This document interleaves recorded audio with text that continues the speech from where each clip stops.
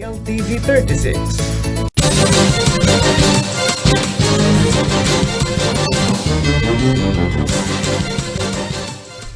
Narito na ang malalaking balitang Central Luzon ngayong araw.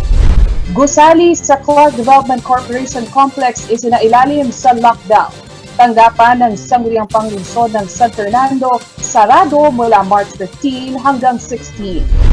Higit 6,000 doses ng AstraZeneca vaccines dumating na sa Pampanga at Bataan. Political dynasty mas malakas kaysa political party ayon yan sa isang political analyst. At alamin ang katotohanan sa likod ng Alert Level 1 status ng Mount Pinatubo. Maya Pabeng, Pampanga, magandang gabi Central Luzon. Ako si Nicolette Henson Tizon. Narito na ang mga nangunguna at tinutuang balita ng CLTV News. Isinailalim sa lockdown ang Building 2112 ng Clark Development Corporation o CDC matapos magpositibo sa COVID-19 ang 4 na empleyado. Batay sa impormasyong nakuha ng CLTV News, isa sa ilalim sa disinfection ang naturang gusali at nagsasagawa na rin ng contact tracing. Matatagpuan sa Building 2112 ang tanggapan ng External Affairs Department at Corporate Social Responsibility and Placement Division. Dahil sa pangyayaring ito, pansamantala munang sinuspinde ng pamunuan ng CDC ang face-to-face transaction sa mga kliyente nito. Ibinaba na rin sa 50% o skeletal workforce ang pinapapasok na empleyado ng CDC. Hindi nagbukas ngayong araw March 15 hanggang bukas March 16 ang tanggapan ng Sangguniang Panglungsod ng City of San Fernando, Pampanga. Ayon sa pahayag ng SP, ang naturang lockdown sa opisina ay ginawa para bigyang daan ng disinfection. Pinapayuhan naman ang sinumang may transaksyon sa naturang tanggapan na tumawag sa numerong 0995-431-3012 o di kaya mag-message sa Sangguniang Panglungsod ng San Fernando Facebook page na facebook.com/osp.csfp. Higit 5,000 doses ng AstraZeneca vaccines ang tinanggap ng Pampanga habang higit 1,000 naman ang sa Bataan. Galing ang naturang mga bakuna mula sa donasyon ng COVAX facility at ilalaan para sa mga health workers bilang bahagi ng priority recipient list. Narito ang ulat ni Rainiel Pauli. Dumating na ang AstraZeneca vaccine sa lalawigan ng Pampanga at Bataan nitong ikalawang linggo ng Marso. 5,130 doses ng naturang bakuna ang na-turn over ng Department of Health sa Pampanga nitong March 12. Nasa cold storage facility na sa Provincial Engineering Office Compound sa City of San Fernando ang mga AstraZeneca vaccines. Nakahanda na rin ang 6 na vaccination teams ng Pampanga para sa agarang pagbabakuna sa lahat ng medical frontliners ng lalawigan. Standby rin ang grupo para umagapay sa iba pang vaccination drive sa bansa. Pwede nyo kami ng storage namin and our team, I think we have minimum 9,600 or more than 6 teams na naka-ready para tumulong po sa inyo. Sana po mabigyan nyo kami ng tiwala na natulungan po namin kayo. Sa Bataan naman, 1,420 doses ng AstraZeneca na rin ang dumating noong ika-9 ng Marso. Hangad ng Bataan Provincial Government na mabakunahan na ang higit 5,000 medical workers bago matapos ang taon. Bukod sa mga bakuna mula sa Sinovac at AstraZeneca, inaasahan na rin ang pagdating ng Moderna vaccines. Na nagsarado na po si Secretary Galvez o magsasarado na with Moderna. So hopefully pati ang Moderna ay dumating na rin in the end of second quarter of this year. Sa latest clinical analysis na inilabas ng AstraZeneca, 76% ang efficacy rate ng kanilang bakuna matapos matanggap ang unang dose nito. Sa ikalawang dose na tatanggapin matapos ang 12 weeks, tataas pa sa 82% ang efficacy rate ng naturang vaccine. Sa kasalukuyan, mayroon ng 525,600 doses ng AstraZeneca vaccines ang dumating sa Pilipinas. Ito'y mga donasyon mula sa Global COVAX Facility. Rainiel Pawid, CLTV News. Sa pagbabalik ng CLTV News, 64 na pari sa Bataan handang magpabakuna kontra COVID-19. at mas maayos na benepisyo para sa mga barangay health worker isinusulong. Magbabalik ang CLTV News.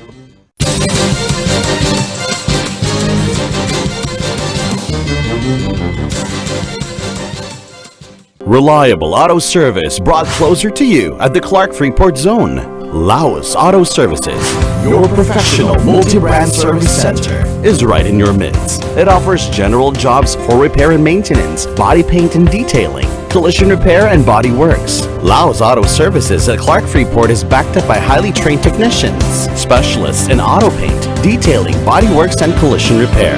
Laos Auto Services, your professional multi-brand service center. Open Monday to Saturday from 8:30 a.m. Located along Manuel A. Rojas Highway, Clark Freeport Zone. For inquiries, contact 045-499-8080 or 0908-819-8080.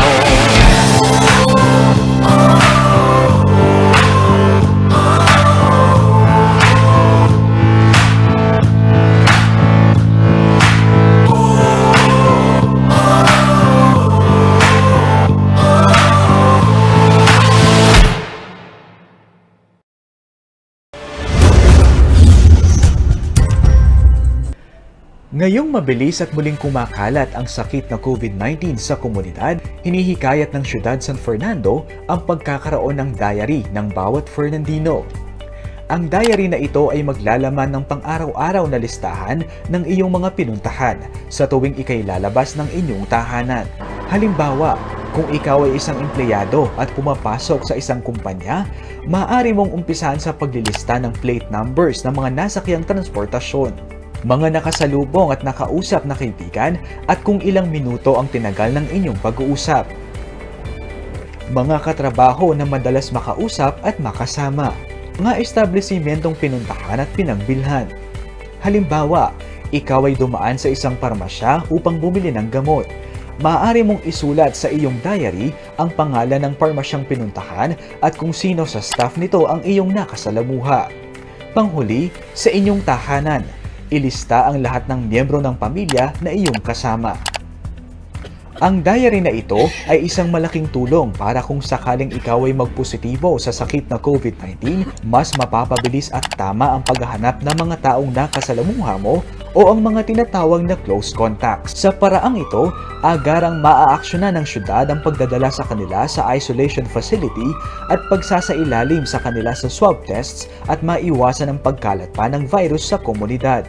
Para sa inyo, maaaring hangakbang na ito ay nakakadagdag lamang ng inyong trabaho.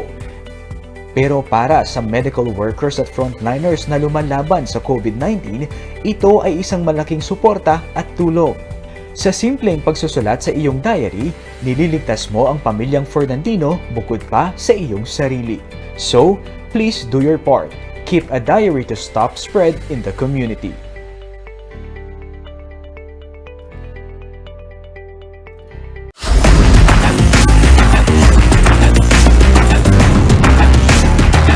Choose 3, 2, 1. Or what about choose your world? Choose the X1.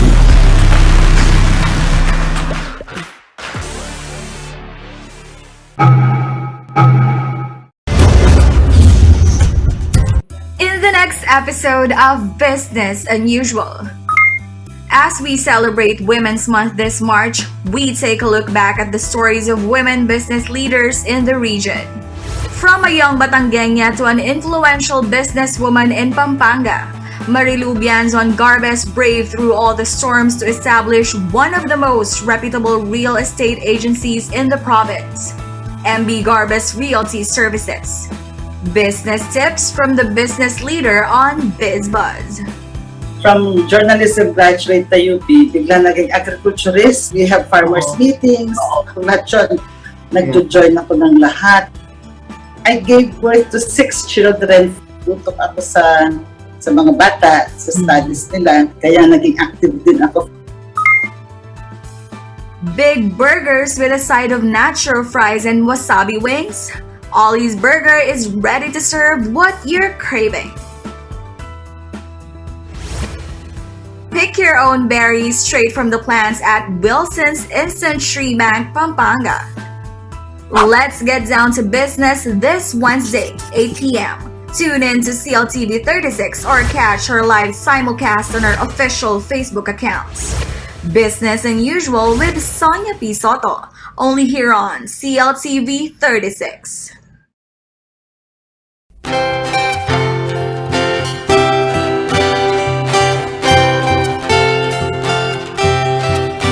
Babae kang pinagpala, tunay kang sandigan. Karamay ka sa pagsulong ng ating inang bayan. Bawat tahanay may liwanag sa pag-ibig ng laan. Walang talo, laging wagi sa laban ng buhay. Wagi ka pagkat ang tinig mo ngayon'y naririnig. Wagi ka dahil pagkilos ay sangalan ng pag-ibig. Wagi ka sa talino mo ay dalaga ng bansa. Wagi ka sa iyong tagumpay, may bahagi ang iba.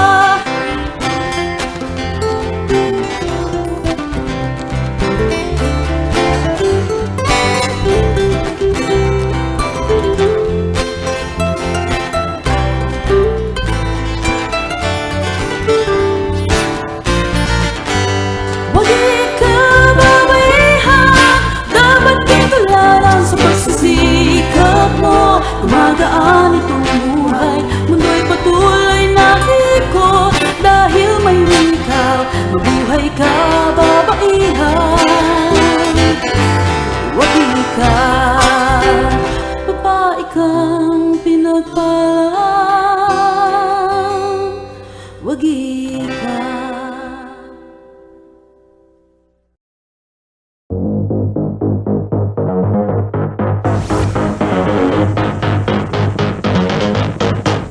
Inanunsyo ng Philippine Institute of Volcanology and Seismology of PHIVOLCS na itinaas nga sa Alert Level 1 itong sitwasyon ng Bulkang Pinatubo. Ang normal ay Alert Level 0.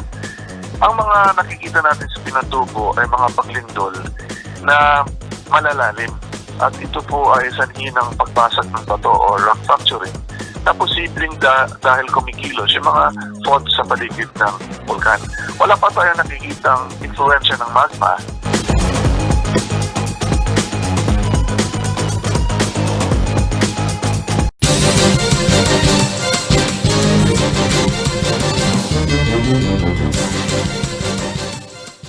Nagbabalik ang CLTV News at sa iba pang mga naungunang balita.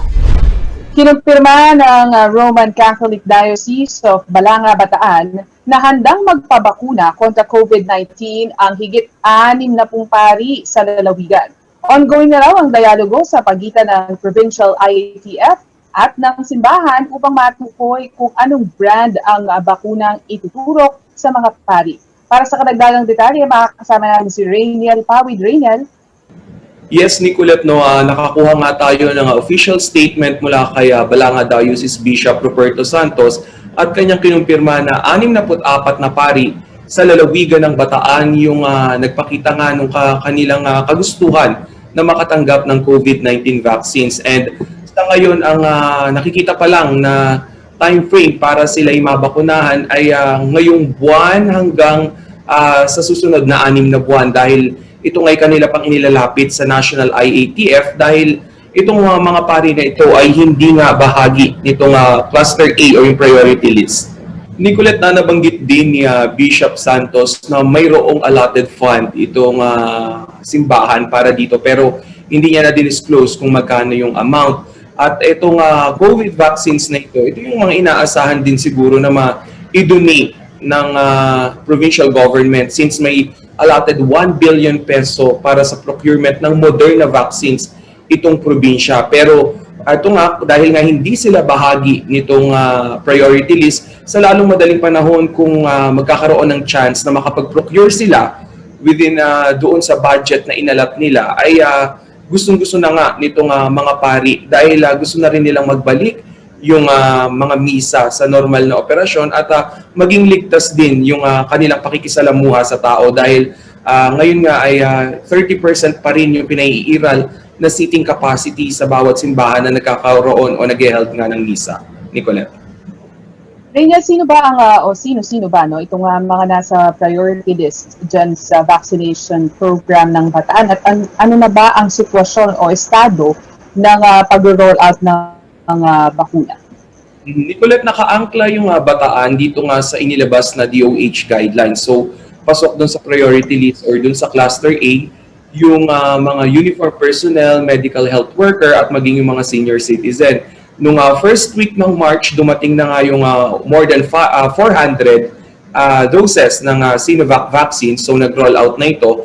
At ngayong araw na ito ay nag-roll out na rin yung almost 1,400 naman na doses ng AstraZeneca vaccine.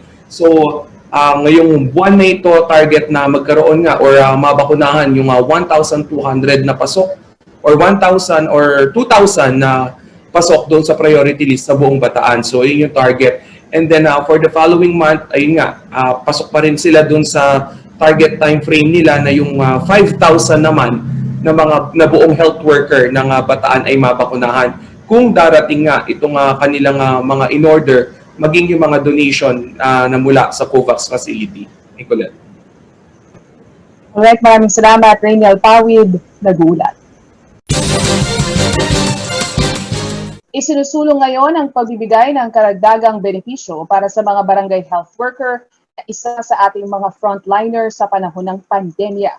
Sa ngayon kasi nasa 5,000 pesos lamang ang honorarium na kanilang tinatanggap kada buwan, habang 3,000 pesos naman ang hazard pay. Narito ang ulat. 1980 pa lang ay barangay health worker na sa Plazang Luma, Arayat, Pampanga ang 75 anyos na si Imelda Bartolome. Kung hindi lang sa mga nararamdamang sakit sa mga kasukasuan at ibang parte ng katawan, malamang tuloy pa rin umano siya sa serbisyo. Subalit dahil hindi niya na kayang gampanan ng ilang mga nakagawi ang responsibilidad tulad ng pagbabahay-bahay at pagkabilad sa ilalim ng araw, panahon na raw upang magpahinga na sa pagtatrabaho. Ang halos 4 na dekadang paglilingkod ni Nanay Imelda kinilala ng local government ngayong buwan ng mga kababaihan. Yung hirap po noon na matagal, ngayon ko po maganda po pala. Isa siya sa 10 awardee ng natatanging BHW ng Arayat ngayong taon. Simula 2018 iginagawad na sa mga retiree ang sertipikasyon ng kanilang serbisyo at 10,000 piso. Mayroon na po akong naano sa sarili ko. Kaya yung perang gagamitin ko, siyempre sa kabuhayan ko at saka sa gamot, maintenance ko po. Inilalatag naman ngayon ng provincial government ang pagbibigay ng alternatibong mapagkakakitaan para sa 300 retired BHW na nais pang maghanap buhay. Nagkumpisa na po kaming mamigay sa mga senior citizen po nating mga BHW. Kaya lang, itong pandemic, medyo natigil po nung last year. Pero ngayon po medyo nagmumove na naman po yung ekonomiya natin. Kaya inumpisa na po namin itong buwan na to. Pansamantalang kinuha ang mga retiree upang magbigay ng training sa bagong henerasyon ng mga barangay health worker. Tinatayang nasa 200 ang mga barangay health worker sa buong Arayat na may higit 130,000 na populasyon. Sa kabila ng mahalagang papel na ginagampanan sa komunidad, 5,000 pisong honorarium lamang kada buwan ang tinatanggap ng mga barangay health worker, gaya ni Nanay Imelda. Ngayong panahon ng pandemya, may karagdagang 3,000 pesos silang tinatanggap bilang hazard pay, depende sa lokal na pamahalaan na kanilang kinabibilangan. Kabilang din sila sa priority list ng gobyerno para tumanggap ng COVID-19 vaccine. Ito ang dahilan kung ba't tinutulak ngayon sa Kamara ang pagbibigay ng mas mataas na allowance at benepisyo sa kanila. Sa ilalim ng House Bill 3985, bawat BHW ay magkakaroon ng monthly honoraria ng 3,000 pesos. Monthly 1,000 pesos hazard pay, 100 pesos subsistence allowance kada araw, at monthly 1,000 pesos transportation allowance. Kinakailangang libre din ang pagpapaospital sa pampublikong pagamutan. Mayroong insurance coverage, gayon din ang sick at maternity leave. Rainiel Pawid, CLTV News. Sa pagbabalik ng CLTV News, political dynasty mas malakas kaysa political party ayon sa isang political analyst. At alamin ang katotohanan sa likod ng Alert Level 1 status ng Bank Pinatubo. Manatiling nakatutok, magbabalik ang CLTV News.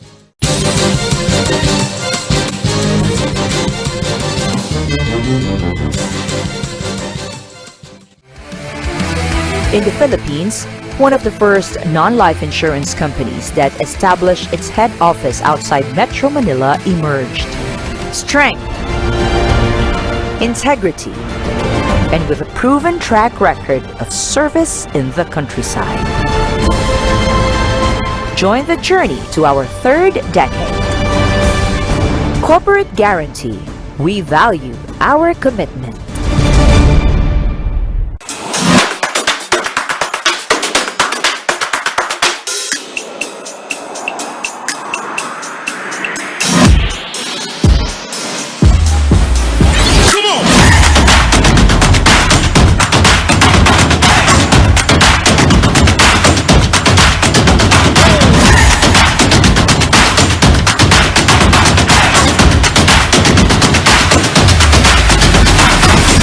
Take that journey now with a Changhe Journey MPV M60.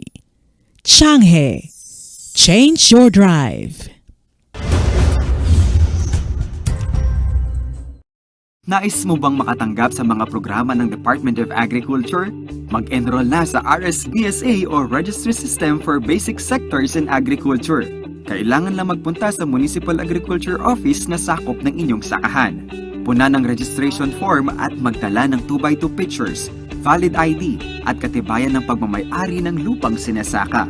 Matapos nito ay tanggapin ng iyong RSBSA enrollment stub upang maging kwalipikado sa lahat ng programa ng kagawaran.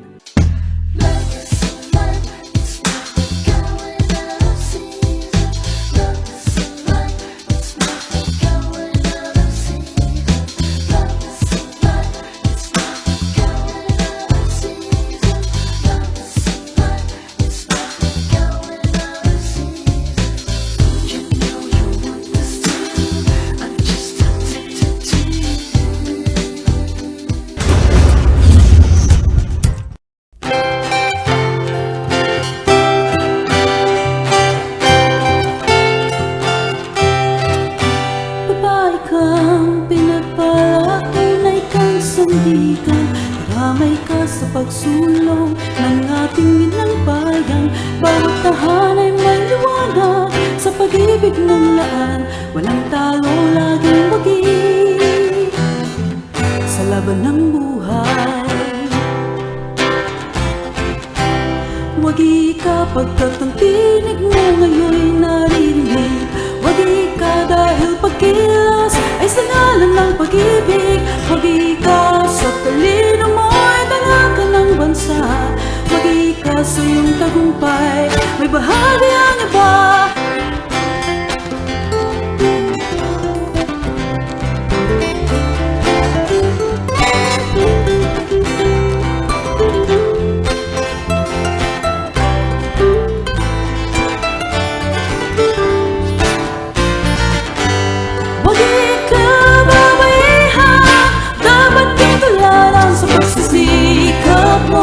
Gumagaan itong buhay, mundo'y patuloy na ikot. Dahil mayroon ikaw, mabuhay ka, babaihan. Wagi ka, babae kang pinagpalang. Wagi ka.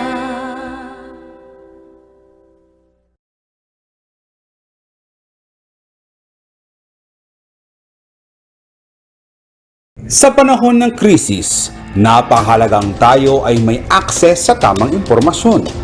Mula nang itatag ang CLTV36 noong 2007, ang layunin namin ay ang pagsilbihan ang mga mamamayan ng Central Luzon. Dahil sa pagsusumikap ng CLTV36 at lahat ng taong bumubuo ng istasyon na ito para makapaghatid ng napapanahong balita at impormasyon, muli tayong kinilala ng mga mag-aaral mula sa Region 3. Maraming salamat po sa Paragala, the Central Luzon Media Awards 2020 at Holy Angel University Communicators League sa pagkilala ninyo sa amin bilang Best Local Television Station sa ika-4 na pagkakataon. Maraming salamat din po sa aming mga kasamahan sa media na araw-araw ding naghahatid ng balita sa publiko sa kabila ng banta ng pandemya. Nakakataba ng puso ang patuloy na pagsuporta at pagtitiwala nyo sa amin sa CLTV36. Sa ngalan ng kasamahan namin sa media, buong puso pong pinaabot ng CLTV36 ang pasasalamat sa inyo.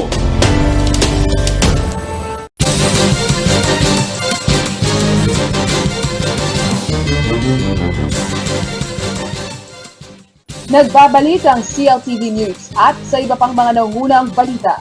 Mula sa barangay level sa Angeles City na ikasamuli ang kampanya na nag-uudyok na patakbuhin bilang Pangulo ng Bansa sa 2022 election si Presidential Daughter Deputy Mayor Sara Duterte.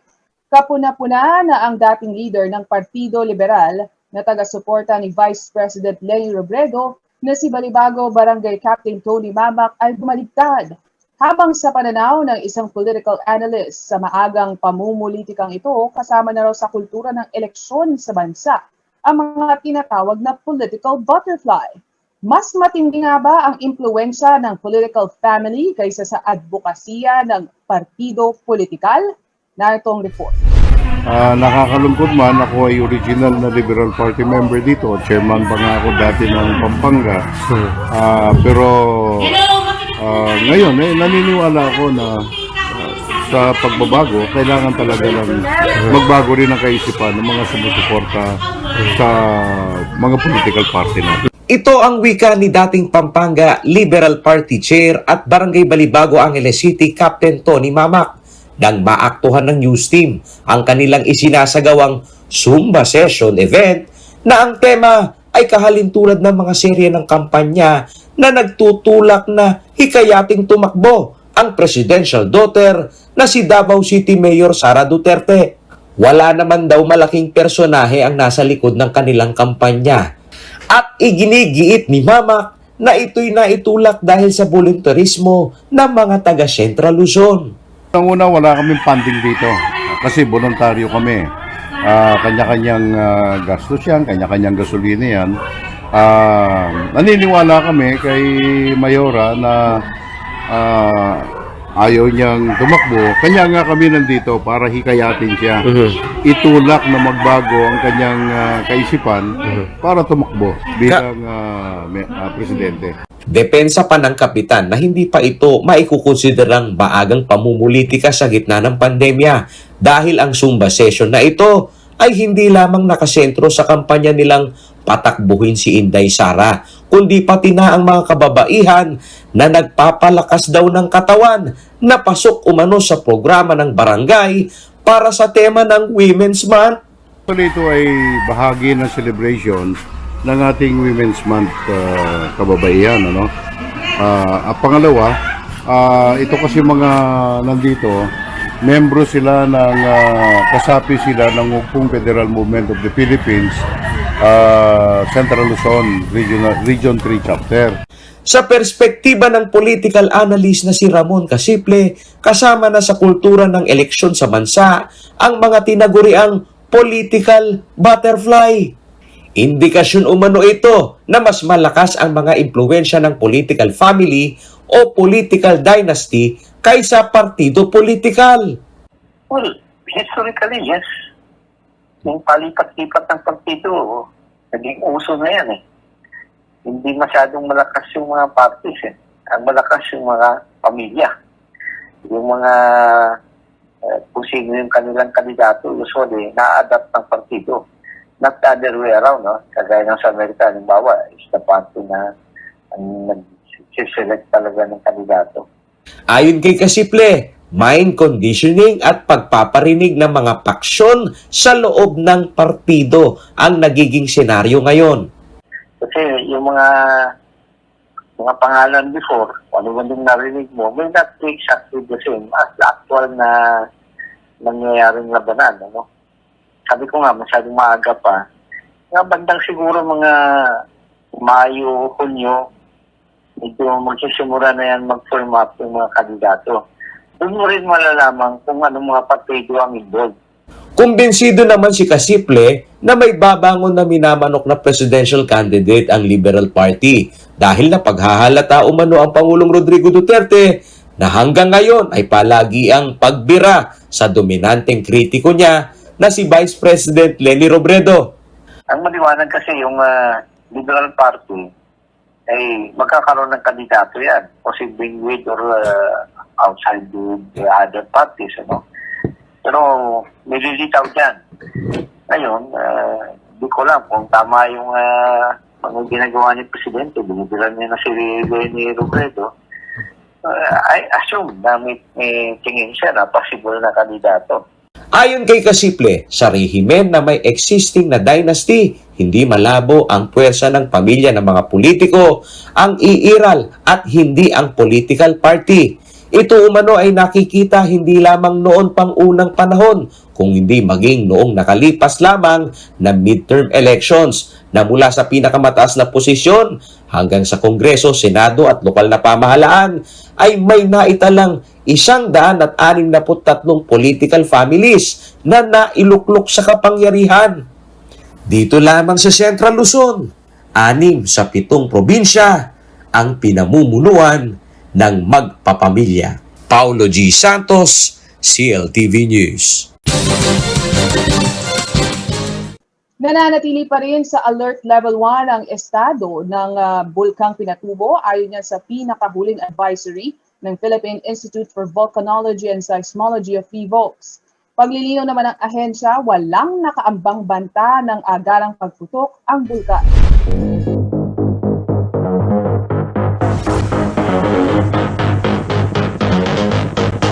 Inanunsyo ng Philippine Institute of Volcanology and Seismology of PHIVOLCS na itinaas nga sa Alert Level 1 itong sitwasyon ng Bulkang Pinatubo. Ang normal ay Alert Level 0.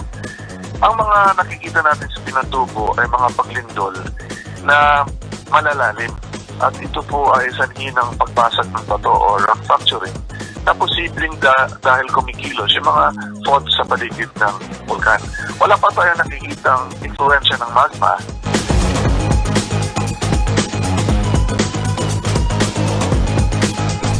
Alamin ang buong katotohanan sa likod ng Alert Level 1 status ng Bulkang Pinatubo kasama si Justin Dizon. Mamayang alas 8 na po yan ng gabi sa Public Interest, dito lamang sa CLTV 36. At yan ang mga balitang nakalat ng CLTV News. Para sa magdagan pang detalye, maaari niyong i-follow ang aming social media pages at CLTV 36 Official, at CLTV 36 News, at CLTV 36. Kung nais nyo namang balikan ang mga programa ng CLTV, maaaring bisitahin ang aming YouTube channel at CLTV 36 Official at ang aming website, www.cltv36.tv. Kasama ang buong puwersa ng CLTV News and Current Affairs. Ako si Nicolette Henson Hizon. Maraming salamat at magandang gabi.